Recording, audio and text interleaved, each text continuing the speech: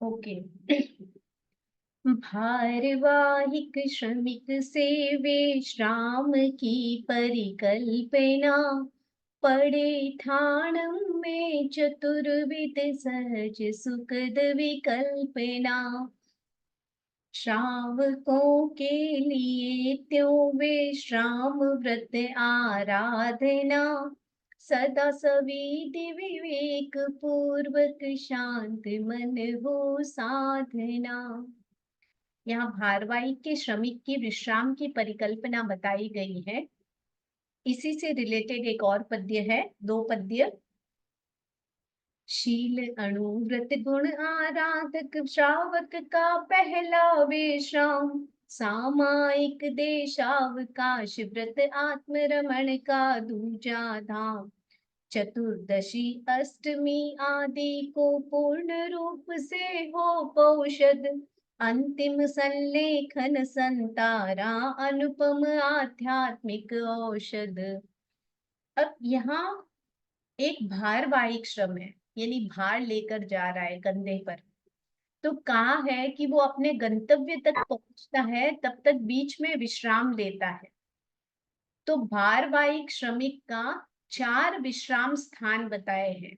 उनमें से 3 तो रास्ते के हैं और चौथा गंतव्य पर पहुंचने का है।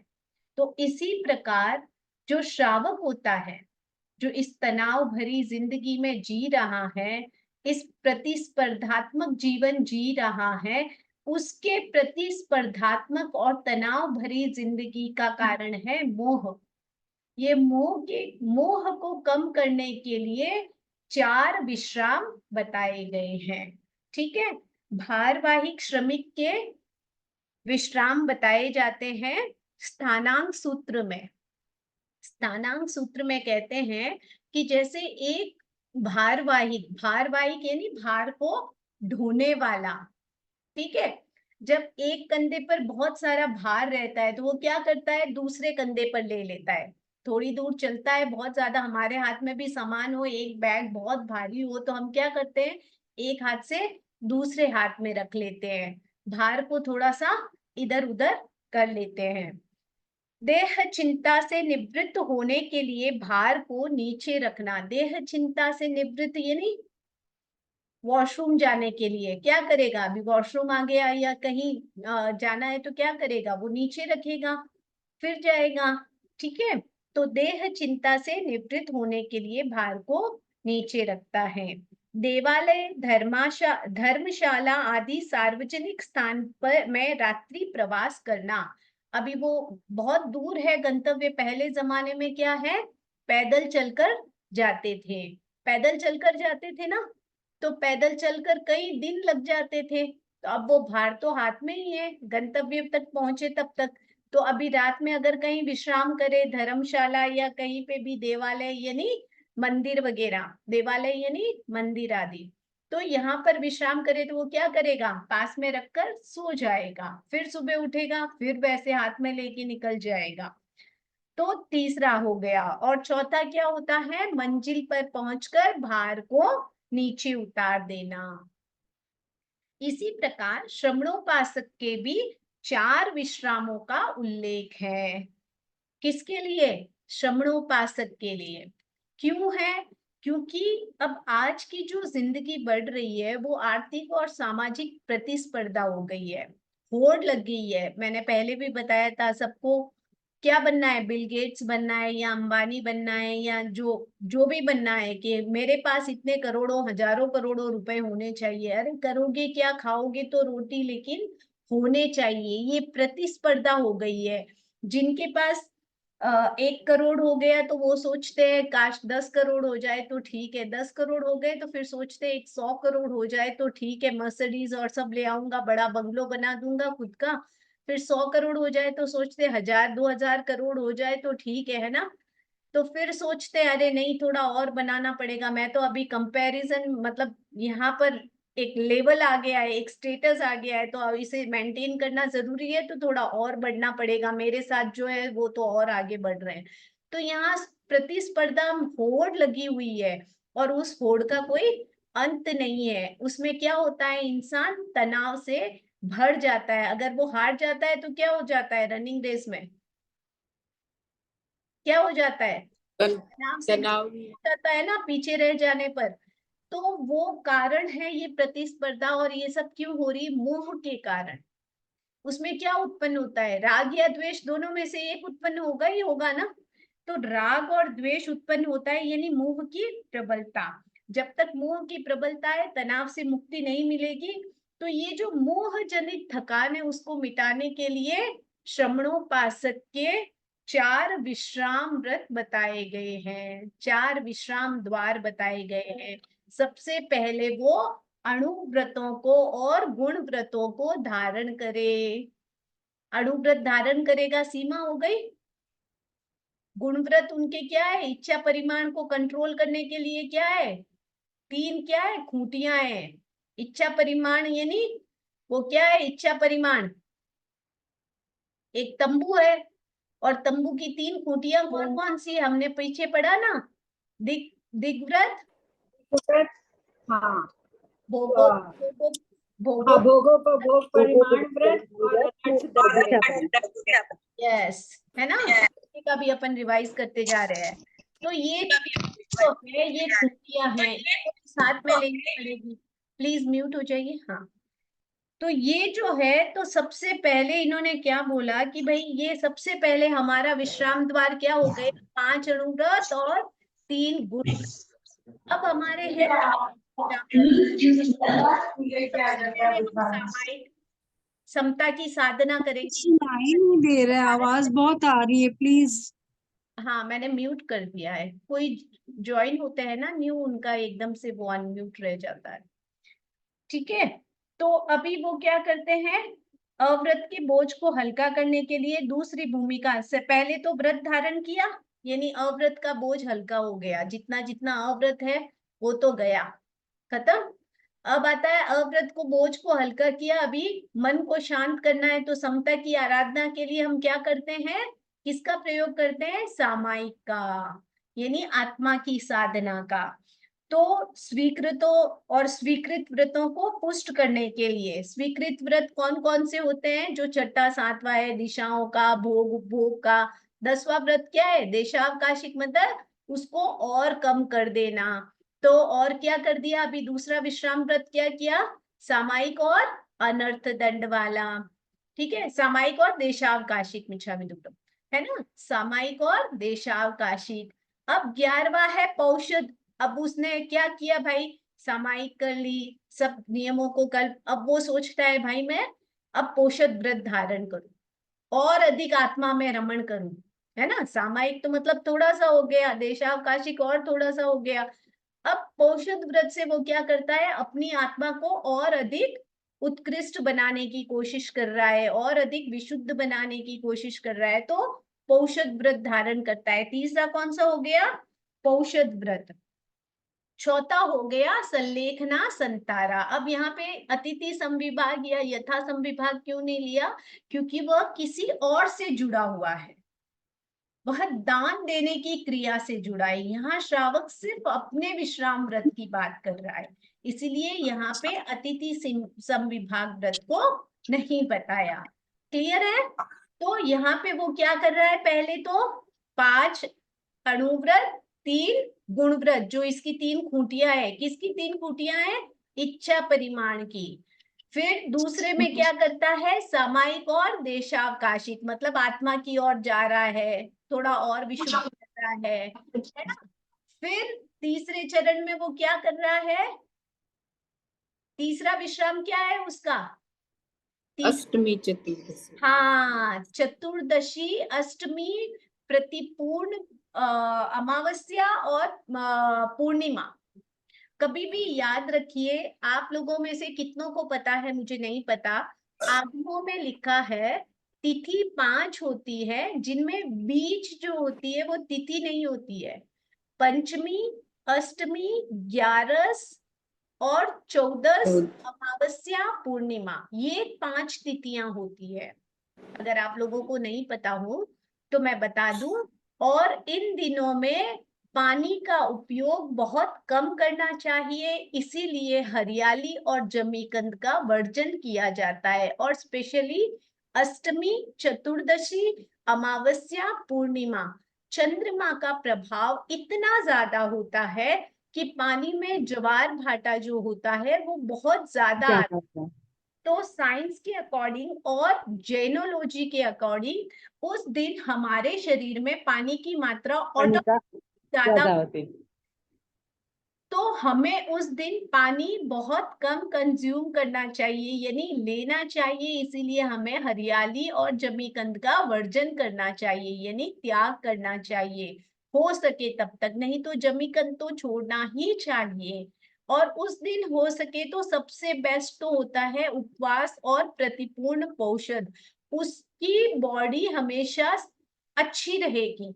मतलब क्या होता है, शरीर में जब पानी बहुत ज्यादा जाता है तो कहते हैं पानी की अधिक मात्रा से वायु बन जाता है, और वायु मस्तिष्क में चढ़ने से उन्माद यानी रोगाक्रांत हो जाता है, यानी रोगों से घिर जाता है मानव। हम बोलते हैं ना हमारी बॉडी में ये हुआ, हम तिथि के अनुसार कभी ध्यान नहीं देते। अगर हम तिथि के अनुसार खान पान आदि का ध्यान रखें तो हो सकता है हम 50-70% बीमारियों को कम कर दे, क्योंकि हमारी मोस्ट प्रोबेबली बीमारियां खान पान से ही आती है। ठीक है, तो बहुत सुंदर यहाँ पे दिया है कि श्रावक को क्या करना चाहिए। अष्टमी, चतुर्दशी, अमावस्या और पूर्णिमा, ये 4 तिथियों में तो कम से कम निर्जल उपवास करना चाहिए। निर्जल उपवास यानी चौबियार उपवास करना चाहिए। और चौथा क्या है, संलेखना संथारा, है ना, संलेखना संथारा, ये तो श्रावक के 3 मनोरथ का भी अंतिम है, राइट। तो संलेखना संतारा। अब इसमें इसमें जैसे भाष्य से ऊपर भी जो दिया है श्रावक और ये श्रवणोपासक, तो ये तो एक जैसे से ही हो गए ना से। तो क्या, भाष्य के ऊपर है ना श्रावक सदा, भाष्य के ऊपर है वो, हाँ हाँ तो फिर यही ये है, होगा। सेम है, उसकी डिटेल रहती है पीछे। यहाँ पे दिया ठीक है। है कि इसी प्रकार श्रावक के 4 विश्राम द्वार हैं, उनका संबंध व्रतों की आराधना के साथ है। अभी हमने यही पढ़ा कि कौन से व्रतों को धारण करना है, वापस किसके बाद कैसे करना है। तो यही है, इसी का फिर एक्सप्लेनेशन जो होता है, विस्तार रूप होता है, वो भाष्य होता है। रेखा जी, हाँ, मुझे यहाँ पे पूछना था कि अपने जो 4 तिथियां हैं, चतुर्दशी, अष्टमी और ये अमावस और पूनम, ये 4 तिथि को पूर्ण रूप से प्रतिपूर्ण पोषण करने की बात आती है, तो फिर 11 या को क्यों नहीं आती है पंचमी, फिर? 11 और है ना, हाँ हाँ, दूज पहले तो पंचमी। दूज पंचमी ये भी करते थे, हाँ आगमों शोभन में, रखते थे। आगमों में अष्टमी और चतुर्दशी, अमावस्या और पूर्णिमा का अलग से उल्लेख आता है स्पेशली। वैसे 5 तिथियां मानी जाती हैं। पर्व तिथि बोलते हैं अच्छा, ना तिथि में आगमन में कौन रेखा जी सी उनको। आई पर्व फिर? तिथि पर्व मतलब तिथि। 5 तिथियां होती है, पर्व तिथि मतलब हाँ 5 तिथियां होती है। हाँ, तो फिर ये 5 तिथि में तो अमावस पूनम नहीं आती है? आती है ना? आती है, आती है। पंचमी, ठीक है, अष्टमी, दूज 11, हाँ 14 हाँ और पूनम, हाँ ठीक है। ये पहले तो दूज पंचमी, बोलते थे, अष्टमी, जैसे 11, हमारे माँ बाप 14 तो और अमावस्या, ये दूज 5 को और भी 5 रखते 10 थे। जैसे तिथियां हो गई एक महीने की। वो तो दूज करते थे, जैसे दूज पंचमी शोभन की हाँ, 5 तिथियों दूज के वैसे करते ना। ही है, मुझे भी आठम, दूज, पंचमी वगैरह मेरे दादी साहब भी वैसे ही करते थे। सब हाँ वैसे ही करते हैं, मैं भी बचपन से वैसे ही करती आई, वैसे ही सुना था। जब हमने हाँ में पढ़ा फिर तब भी 2-2 दिन छोड़ के होता था कि दूज हो गई, तीज चौथ छोड़ दी, 5 हो गई, 6-7 छोड़ दी, 8, वो 2-2 अल्टरनेट दिन डेज है छोड़ के ना, 2 होते थे। दिन छोड़ के होता है ना, तो लोगों ने वो माइंड में रख लिया, और अमावस्या पूर्णिमा को कोई इतना महत्व नहीं देता है, जबकि सबसे ज्यादा जवार भाटा हाँ में जो होता है, माउस हाँ, पूर्णिमा को ही अमावस होता है। पूनम। बीमार होते हैं ना सबसे ज्यादा, 14 और पूनम के दिन लोग बीमार ज्यादा, मतलब राइट। देखते हैं कि संक्रांत होते हैं, क्यों होते हैं? क्योंकि उस दिन पानी का और चंद्रमा का इफेक्ट साइंटिफिकली, ज्योतिष शास्त्र, शरीर शास्त्र सबके अनुसार उस दिन चंद्रमा का प्रभाव अधिक होता है। ठीक है, ये कई जगह पे लिखा हुआ रहता है। जब हम बहुत ज्यादा पढ़ते हैं तब आता है कि ये सब होता है। अब दूज किस अपेक्षा से ली जाती है, मुझे अभी तक पढ़ने में नहीं आया। मैंने जहां तक पढ़ा है, अभी भगवती और उत्तराधयन पढ़ा था, तो उसमें पंचमी और ये सब आती है, पांचों तिथियों का नाम। ठीक है, क्लियर है? आगे बढ़े, ये समझ में आ गया? हाँ आगे बढ़ते हाँ। हैं। अब इसमें मेन यही था, आगे बढ़ श्रावक की 3 मनोरथ सहिष्णव्य है, मनसा वचसा सततम ध्यातव्य नव्य है, प्रायोगिक है प्रयोग करना यदि जाने, जीवन परिवर्तन की सरणी पहचाने। अब यहाँ पे 3 मनोरथ बताए हैं श्रावक के, इससे रिलेटेड एक और पद्य है।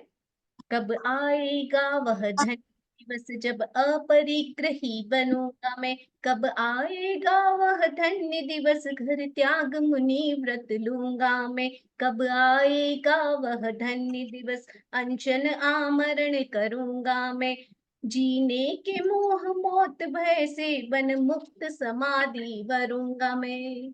अब यहाँ पे श्रावक के जो है 3 मनोरथ बताए हैं। श्रावक, हर श्रावक के मन में ये 3 बातें आनी ही चाहिए और इन मनोरथों को धारण करना चाहिए। देखिए, श्रावक के लिए कितनी सारी चीजें, साधु के लिए तो 5 महाव्रत धारण किए और काम खत्म। श्रावक के लिए कितने सारी बातें हैं, श्रावक के लिए 12 व्रतों का है ना, 12 व्रत। श्रावक के 3 मनोरथ है, श्रावक की 11 प्रतिमाएं हैं, श्रावक के 4 स्कंद आएंगे, और श्रावक के हमने क्या पढ़ा, 4 विश्राम भी पढ़े। तो ये सब अलग अलग श्रावकों की कैपेसिटी के अनुसार धारण कर सकते हैं। व्रत तो धारण करते ही हैं, उनके अलावा श्रावक जितना शुद्ध विशुद्धतर होना चाहता है, उतनी सारी चीजें बताई गई हैं। तो श्रावक के 3 मनोरथ बताए हैं। अब वो 12 व्रती श्रावक बन गया, श्रावक बन गया तो क्या करना चाहिए उसको? परिग्रह, सबसे पहले सबका मूल क्या है? ऐसे तो जैन धर्म में कहते हैं कि अहिंसा परमो धर्म है। ठीक है, तो आचार्य तुलसी कहते हैं कि ये सारा हिंसा, झूठ, चोरी, ये सब किसके लिए होता है? परिग्रह के लिए होता है। जब कोई व्यक्ति घर बार धन वैभव सब कुछ छोड़ देता है, तो वो क्या झूठ बोलेगा? क्या चोरी चकारी करेगा? क्या वो हिंसा करेगा? तो कहते हैं अपरिग्रह परमो धर्म। आचार्य तुलसी ने क्या कह दिया? अपरिग्रह परमो धर्म, यहां तक कह दिया। तो सबसे पहले जीवन में परिग्रह को कम करना है। तो सबसे पहले श्रावक का क्या मनोरथ होना चाहिए? मनोरथ यानी इच्छा, संकल्प, है ना। तो सबसे पहले इच्छा, अभिप्राय, संकल्प शक्ति या लक्ष्य जो भी है, तो सबसे पहले जीवन में होना चाहिए कि ऐसा धन्य दिवस कब आएगा जब मैं इस परिग्रह को छोड़ूंगा या छोड़ूंगी और अपरिग्रही बन जाऊंगी। या तो मान लीजिए मिनिमम परिग्रह रखें कि बस, जैसे कुछ लोग मान करते हैं ना कि भाई 2 या 3 वस्त्रों से, मैंने कईयों को देखा है। ठीक है, तो मैंने अपनी लाइफ में सामने ही देखे हैं, कई ऐसे एग्जाम्पल थे कि साल की 3 या 4 ड्रेस रखते थे, बस उसी में काम चलाते थे। वो फट जाए तो ही नया ला, हम्म। इतना चाहिए, इतना हाँ टॉवल है, इतना ही मेरा, इतना है तो इतना ही बस, मुझे इससे ज्यादा नहीं चाहिए। ठीक है, ऐसे मैंने कईयों को देखा है। तो ये जो परिग्रह की सीमा कर देते हैं, तो हमारे, हम कितने पापों से बच जाते हैं। ऑटोमेटिकली 5 अणुव्रत और 3 गुणव्रत तो वैसे ही आ जाते हैं हमारे में, है ना। तो यहाँ सबसे पहले मनोरथ क्या है कि कब आएगा वह धन्य दिवस जब मैं अपरिग्रही बनूंगा, है ना। और दूसरा होता है कि भाई अब अपरिग्रही बन गया, अब इस जो थोड़ा सा भी परिग्रह है मेरे पास, पूर्ण रूप से अपरिग्रही बन गया, तब तो वो क्या बन जाएगा? मोह बन जाएगा। अब मैं पूरा पूर्ण रूप से अपरिग्रही बन गया, तो अभी मुझे क्या धारण करना चाहिए? साधु जीवन, मुनित्व धारण करना चाहिए। तो मैं कब मुनि जीवन को, पहले जमाने में तो क्या होता था, एज लिमिट होती नहीं थी और पहले जमाने में जल्दी समझ जाते थे, भले राजा महाराजा भी होते थे, कुछ साल राज्य का शासन करने के बाद अपने बच्चों को बाहर दे के दीक्षा ले लेते थे। एक एज आने के बाद, जैसे वो आता है ना, गृहस्थ आश्रम, ब्रह्मचर्य आश्रम, गृहस्थ आश्रम, वानप्रस्थ आश्रम, संन्यास आश्रम। तो एक एज होने के बाद वो अपने आप पे संन्यास आश्रम में चले जाते थे कि भाई अभी बस समय आ गया है, बहुत मैंने पाप कर लिया, अब इन पापों को धोने का समय आ गया है। पूर्व अर्जित कर्म जो होते हैं उनको तो मैंने क्षय कर दिया, अब अगर नए कर्म नहीं जोड़ूंगा तो जाऊंगा कहाँ, नीचे। और इतना अच्छा जन्म मिला है तो मैं नीचे की गति में क्यों जाऊं। तो वो फिर से अपने पाप कर्मों को धोने के लिए क्या कर लेते थे, मुनि जीवन स्वीकार। आत्मा की शुद्धि करेंगे तभी होगा ना, तो ऐसे आगे बढ़ जाते थे। तो दूसरा है, मैं कब मुंडित होकर अगार से अनगारत्व में प्रवर्जित होऊंगा, यानी अगार धर्म से अणगार धर्म को स्वीकार करूंगा, श्रावक से साधु बनूंगा या बनूंगी। हर श्रावक श्राविका के मन में ये तो होना ही चाहिए। ठीक है, अगर पूरे जीवन में हम अल्प परिग्रही, एकदम अपरिग्रही नहीं बन सके तो अब अल्प परिग्रही बन जाए और मुनित्व धारण नहीं कर सके, तो श्रावक का सबसे बड़ा मनोरथ क्या है, अंतिम संलेखन संलेखना। अंतिम संलेखना, कम से कम, संधारा। हाँ कम से कम मेरे जीवन कैसा भी हुआ हो, मेरी मृत्यु को महोत्सव के रूप में बनाकर सार्थक सफलतापूर्ण ये मृत्यु का वर्ण करूं, है ना। तो ये है तीसरी, अपश्चिम मारणांतीय संलेखना की आराधना। अब यहाँ पे होता है भक्तपान का परित्याग कर देना। अपश्चिम का अर्थ क्या है रेखा जी? हाँ, अपश्चिम का अर्थ क्या है? अपश्चिम का उसका अर्थ? अपश्चिम मतलब पहले वाला, अपश्चिम पहले वाला। होता क्या है, संलेखना और संथारा। अपश्चिम मतलब पहले, पहले क्या करते हैं, शरीर को कृश करते हैं, मनोबल को तोलते हैं, हर कोई संथारा तो नहीं कर सकता है, ठीक है। तो पहले है ना संलेखना करते हैं, अपश्चिम। छोटी छोटी हाँ तपस्या करते होंगे 28 मास का मन वैसे। हाँ, तपस्या करते हैं, अनासक्त भाव से रहते हैं, पहले संलेखना करवाते हैं, अपश्चिम। हाँ। मारणांतिक संलेखना, फिर संथारा, ठीक है।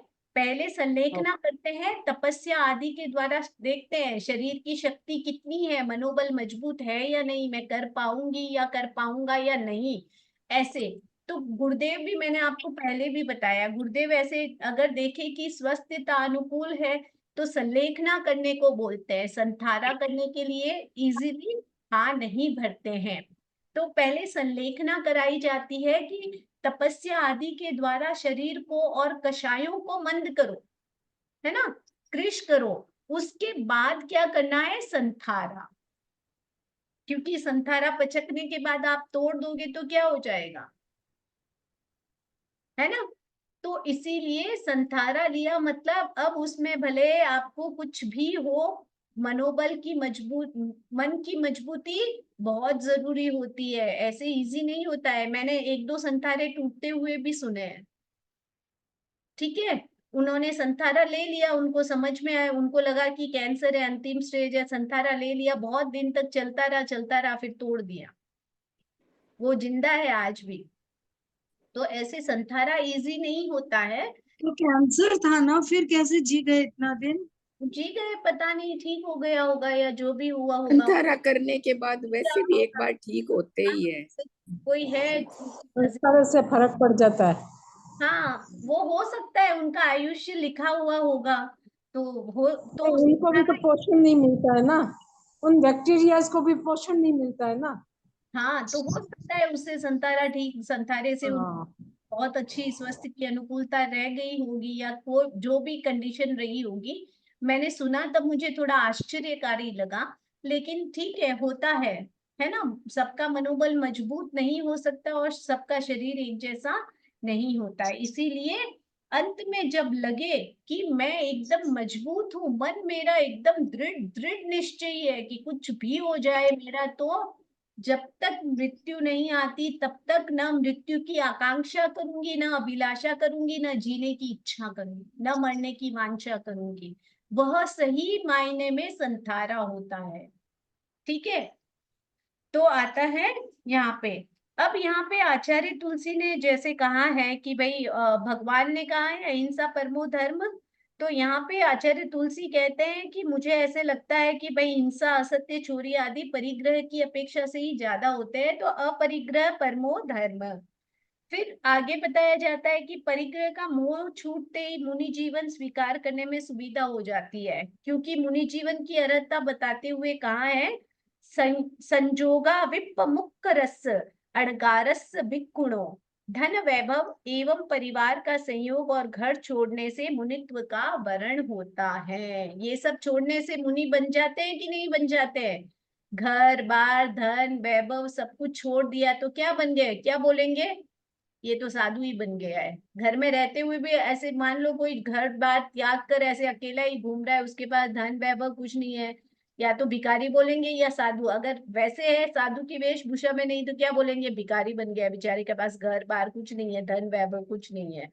और साधु बन गया तो क्या बोलेंगे? साधु बन गया जिसने घर बार सब कुछ छोड़ दिया है। ठीक है, तो श्रावक के 3 मनोरथ बताएं। अब यहाँ पे एक शब्द आते हैं कुछ कि भाई शुद्ध मन वचन काय से उक्त भावना करता हुआ श्रमणोपासक महानिर्जरा महापर्यवसान को प्राप्त होता है। और यहाँ महापर्यवसान का मतलब होता है अंत, मतलब कर्मों का अंत कर देना। महानिर्जरा मतलब क्या हो जाता है? मोक्ष। महापर्यवसान भी मोक्ष का ही प्रतिरूप होता है। महापर्यवसान मतलब पर्यव, खत्म कर देना, समाप्ति, अंत किसका? 8 कर्मों का। ठीक है, तो ये 2 शब्द आते हैं, शब्द की अपेक्षा से समझा दिया। अब यहाँ पे आता है एक भाई श्रावक तो श्रमणोपासक है, वो महानिर्जरा और महापर्यवसान तो नहीं कर सकता है, क्योंकि वो आध्यात्म की कौन सी भूमिका है? कौन से गुण स्थान में है? 5वें गुण स्थान में है। 5वें गुण स्थान में है। और महानिर्जरा और महापर्यवसान कहाँ होते हैं? 14वीं भूमिका। विकास की 14वीं भूमिका में होता है अयोगी केवली, महानिर्जरा और महापर्यवसान। इसीलिए कहते हैं कि उसका महानिर्जरा और महापर्यवसान तो नहीं हो सकता, लेकिन उस पथ पर चलने के लिए आगे बढ़ रहा है। ठीक है, और कभी न कभी वो उसको पा लेगा। क्लियर है? आगे बढ़े। मैंने इसको शॉर्ट रूप में समझा, मेन जो था। अवसर पर 11 प्रतिमा श्रावक धारे, कर सविधि साधना जीवन स्वयं निखारे, दर्शन से श्रमण भूत तक बढ़ता जाए, जैनागम इसका विवरण विशद बताए। अब यहाँ पे है, अब श्रावक के हमने पहले 4 विश्राम द्वार पढ़े, फिर 3 मनोरथ पढ़े। अब कोई श्रावक, कोई कोई ही श्रावक ऐसा दृढ़ संकल्पी होता है कि श्रावक की 11 प्रतिमा, अब 11 प्रतिमा तो हर कोई धारण नहीं कर सकते हैं, तो आगमों में उल्लेख आता है, कहते हैं कि श्रावकों के प्रतिमाधारी बनने के 3 वर्गीकरण बताए हैं। सबसे पहले तो 11 प्रतिमाएं कौन सी हैं, आप सबको पता है क्या?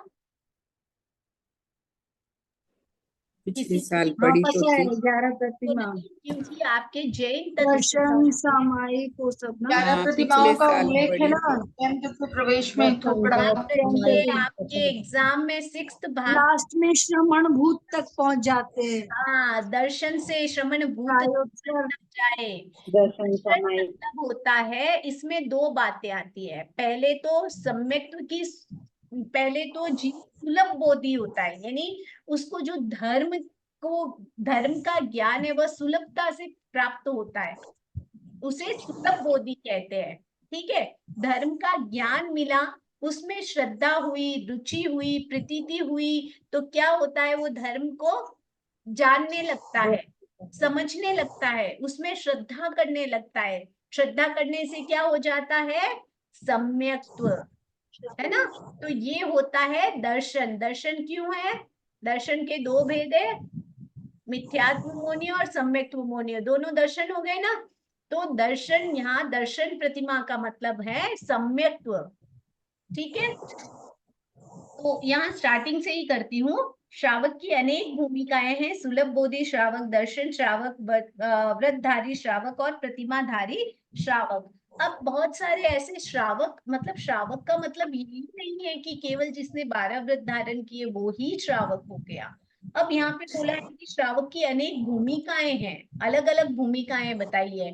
कोई सुलभ बोधि होता है, जिसको धर्म का ज्ञान इजीली प्राप्त हो जाए, बोध प्राप्त हो जाए, है ना, सुलभता से प्राप्त हो। और फिर उसमें वो श्रद्धा करने लग जाता है। अभी तक उसने सुना है खाली, श्रद्धा प्रीति रुचि कुछ भी नहीं हुई है उसको, है ना। तो पहले तो वो सत्संग आदि साधुओं के संपर्क में जाता है, धर्म श्रवण करता है, उसे अच्छा लगता है, लेकिन अभी तक सम्यक वो हुआ नहीं है, क्योंकि वह पूर्ण रूप से श्रद्धाशील नहीं है। जब वो पूर्ण रूप से श्रद्धाशील बन जाता है, उसमें यथार्थ में श्रद्धा करने लग जाता है, तो क्या बन जाता है? सम्यक्त्वी बन जाता है।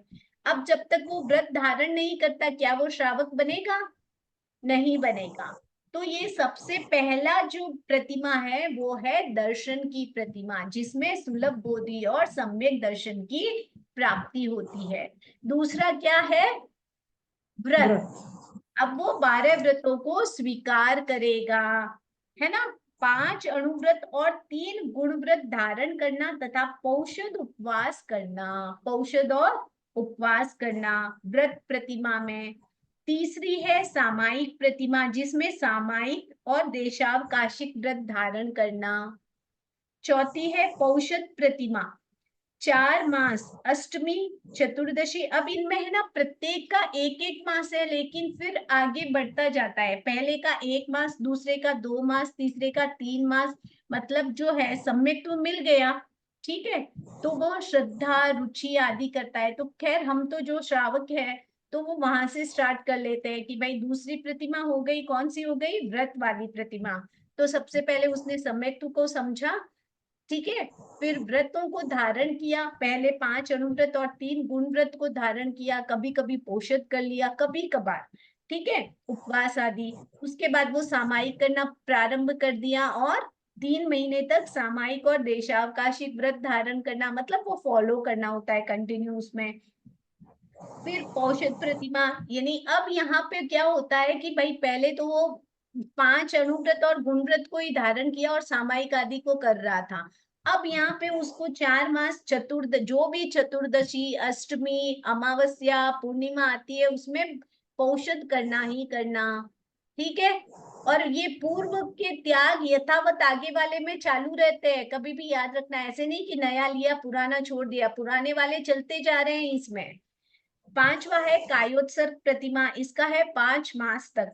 रात्रि को कायोत्सर्ग करना, 5वीं प्रतिमा वाला स्नान नहीं करता, रात्रि भोजन नहीं करता, धोती को लांग नहीं देता, दिन में ब्रह्मचर्य रहता है, रात्रि में मैथुन का परिमाण करता है,